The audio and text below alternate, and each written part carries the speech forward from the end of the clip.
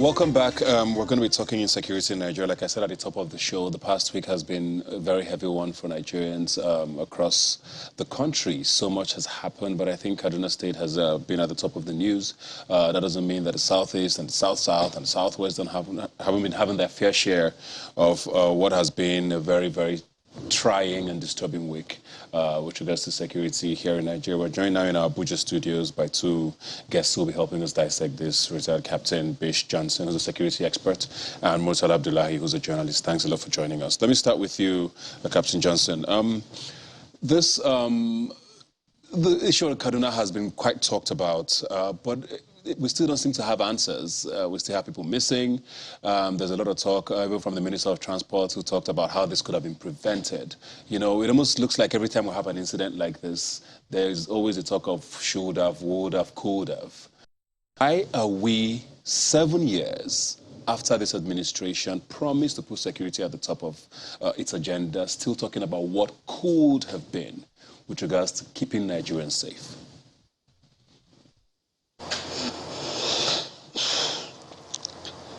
Thank you, Ebuka, for having me. Look, these type of things happen. They are not unique to Nigeria. They are not peculiar to Nigeria. You know, in 2004, there was Madrid's train station bombing. In 2005, similar thing happened in the UK. But the difference between all those places and us is that, look, something happens, they learn lessons from it, and they look for answers and remedies for those problems.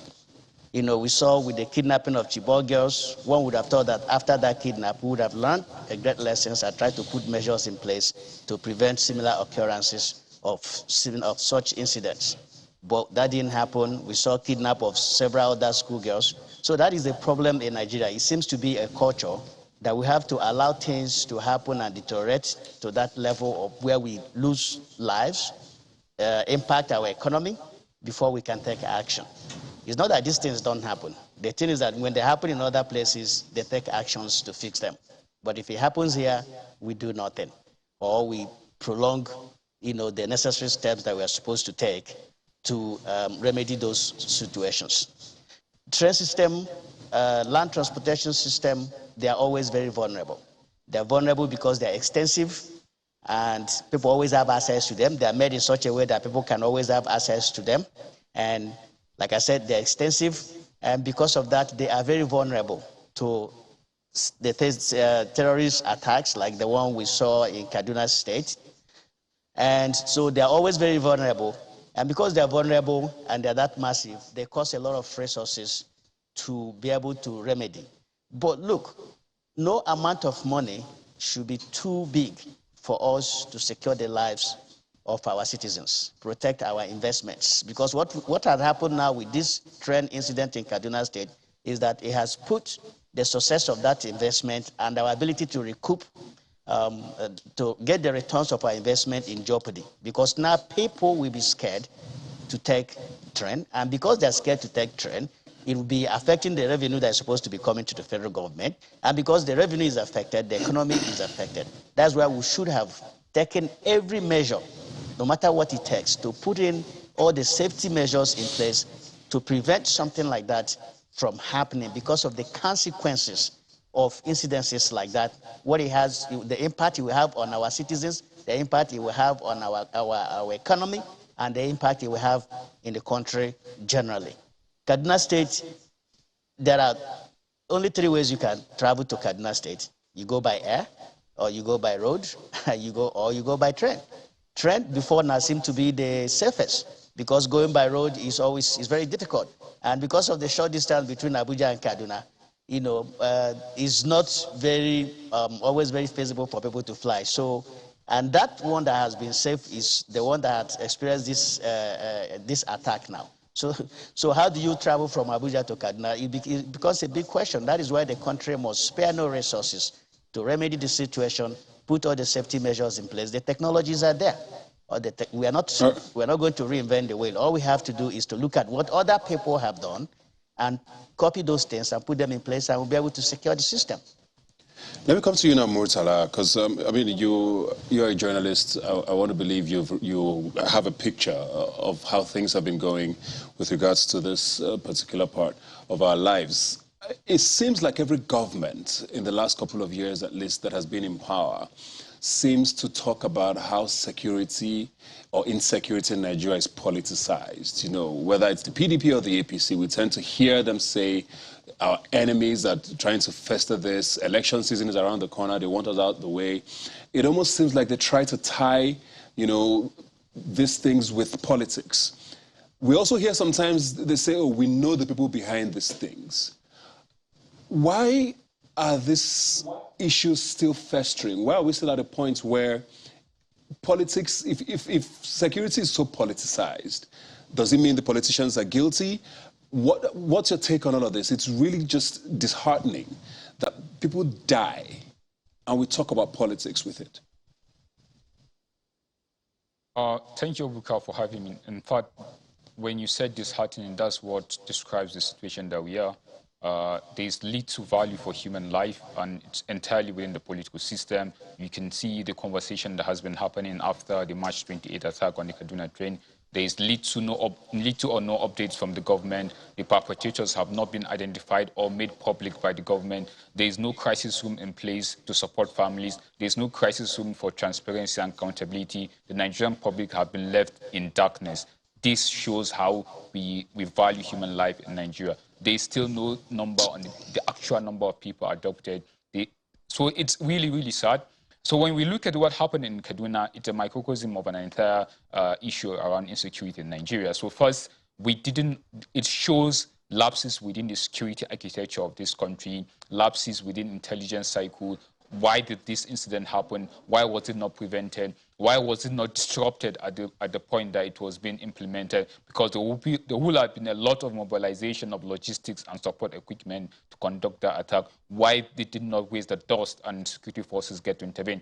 Probably somewhere, someone within the system charged with the job to detect this kind of threat actually did, but because of certain issues within the system, that has not been, the follow-up action did not take place. And it also shows the fact that we never learn, we refuse to learn, even when we have very, very disheartening lessons.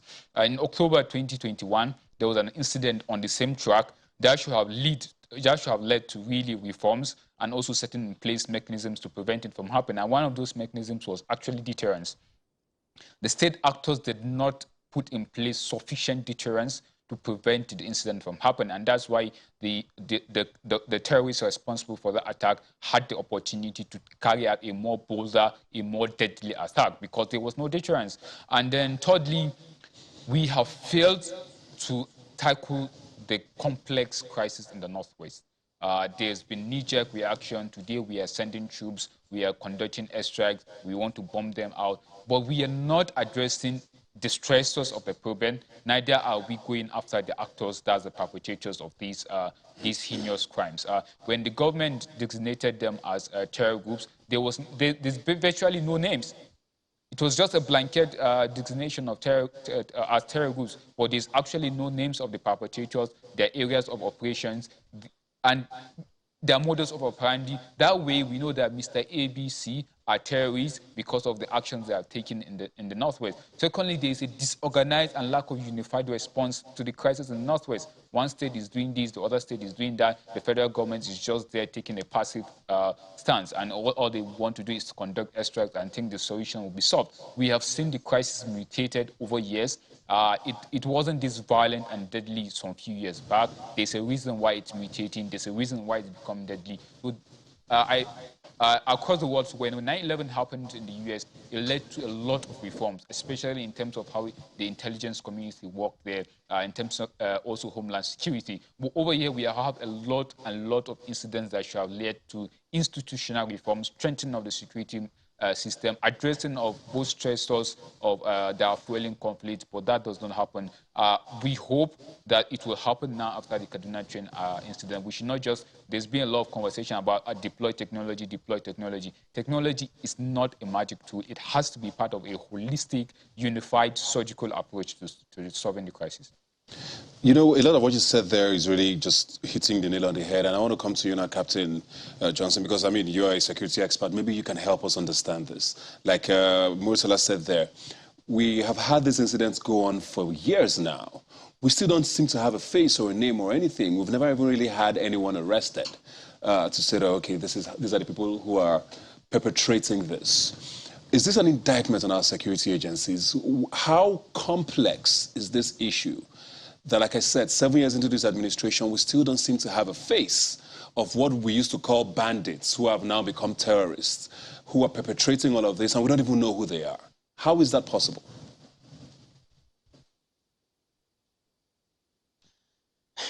Well, it's possible because I have to agree with the things that my brother here is saying. Look, what is happening in Nigeria is that most things that we do in this country is politicized. And security is one of those things that is equally politicized, like everything else is politicized. There is a religious part of it. You have ethnicity involved. And so nobody is actually doing things for the national interest without looking at, what tribe they come from, what political party they belong, and how do they win the next election. And so when you address national issues based on those bases, you're not going to get it right. You saw the Minister of Information, Lai Mohammed, same day he was heaping praises on this administration. That look, that the security situation in the country now is better than what it was in 2015. It was the same day that we have this train attack. So politicians want to win election. Because they want to win election, instead of doing the right thing, they will do the things that help them to win the election. But after you win the election, what next? You win the election to serve the people. And part of serving the people is to protect their lives and their property, which, by the way, is the basic function of government. Look, the problem is complicated. I'm not going to put all the problems on the current administration because even the previous administrations and the ones before them failed to take the necessary step that they were supposed to take. Nations are not built overnight. Nations are built gradually, one after the other. You come, you play your role. The next person comes, they build upon the one that you did, and it continues like that. So, but because we failed to do what we were supposed to do in the yesteryears, we created a massive gap. And so those gaps, we take very radical measures to be able to close them. And one of those gaps is in terms of our security architecture. The number of policemen we have in the streets, the kind of training that they get, their funding, how much of their funding actually gets down to them. Corruption equally plays a part in what we are witnessing now, because even when you appropriate funds for certain things to be done in this country, those funds don't make it to where they're supposed to make it. And so the things that is supposed to be done, we don't get it done. If you look at, we are calling for reforms. Now, if we agree to reform, the reform is going to cost money, right? And if the people who are supposed to carry out those reforms, funds are appropriated, and instead of using those funds to do those reforms, they pocket them, the reforms are not going to be adequately done. So they will be done haphazardly, and then those lapses and those gaps that allow these terrorists to take advantage of the vulnerabilities will still be taking place. So the solution to our problem is very, very holistic. We have to look at all of everything, including, but not limited to restructuring. Restructuring almost every aspect of our life, because all these things are interwoven and interconnected. Okay. So you cannot solve one problem in isolation of the other. You have to look at all these things holistically by taking the issue of corruption seriously, looking at how we reform and rejig our security architecture, because we need more boots on the ground. Okay. If you go to other places, even the Kaduna State government and the FCT could have been able to build a network of security that would have been tight enough to prevent such an attack on a rail system that emanated from Abuja to Kaduna. But there is no such thing as state police. Our governors answer, chief security officers of their states, but in reality, they don't have control over any of the security architecture. They will have to, work with the federal security architecture to be able to actually carry out the functions that they're supposed to carry out. Sorry, thank you very much. Let me quickly go to Morsala before we go now, because I just want to find out, we live in a country where, copycats copycatism is almost like our reality. We see how Boko Haram festered. You know, it starts with one attack, people see that it works, and it becomes a thing. You know, there's a lot of worries now about what this can become across the country. Also, we know how election season sadly is across the country, and how violence seems to start picking up once, you know, campaigns start getting heated. We saw Anambra State, for example, in the lead up to the elections, how pretty deadly it was until the election day with the governorship. How worried should Nigerians be? You know, there's already a lot of apathy with regards to coming out to vote. Is this a trend that we should be worried about, you think? Should be worried, and this should really lead to institutional changes to strengthen the security forces. Copycat is a huge problem, especially it's one of the main reasons why kidnapping for ransom has become an epidemic across Nigeria, and especially in the Northwest. Until the state is able to form sufficient deterrence, punish perpetrators of crime, and also what we really need to know is the fact that what we are seeing in the Northwest, it's a pipeline, it's a product of several factors, and we need to address the underlying drivers. Why are actors behaving the way they are? That has to be solved, either in terms of social injustice, poor law enforcement capacity in rural communities, lack of local governance, and then we also need to punish people for the crime. So it's a combination of justice, social justice, the criminal justice system, law enforcement reform, governance, everything, as he earlier stated. It's a needed problem, and we need to solve all the several components. How do we do that, though? It has to start with the political will to reform the system, political will to strengthen local governance, especially, for me, I feel local government is a matter of national security. Allowing local governments to be strong, to be able to meet the needs of the people. When we do that, there will be a lot of reduction in terms of vulnerability and drivers for conflict and crisis across Nigeria. Secondly, we need to strengthen the criminal justice system. So there's a lot of conversation about why is it that we don't see bandits getting, or the so-called bandits getting sanctioned in court. The part of the problem is the lack of evidence. So you need to also have a strong law enforcement capabilities to gather evidence, sufficient evidence that when you get to court, the judge has no other option but to prosecute someone for the offense he has committed. People get to manage kidnapping individually as a family. There is no lead agency, there is no lead framework that ensures that the state knows who are perpetrators of kidnapping, so that when they get arrested, they can be prosecuted. So there has to be reforms, really. We need governance reform. And in terms of state policing, I think that one area that the policing is an architecture in itself and does not lie with the police alone. So when you provide social governance, it's a form of reducing vulnerability that leads to security crisis in the future. Well, thank you very much, guys. I know a lot of us are very worried. A lot of Nigerians have been asking questions. Where does this leave us, you know, with regards to 2023 and the elections? One thing that should be paramount in our minds, though, is that security should be a huge talking point with regards to whoever we decide to vote for, whoever is campaigning for votes, because it literally is at the crux of the matter, as we can see it now. I mean, the paramount duty of government is to secure lives and keep us safe, and it's looking like things are slipping away, unfortunately. But thank you very much for joining us from Abuja Studios. We'll take a break now and come back. Please stay with us.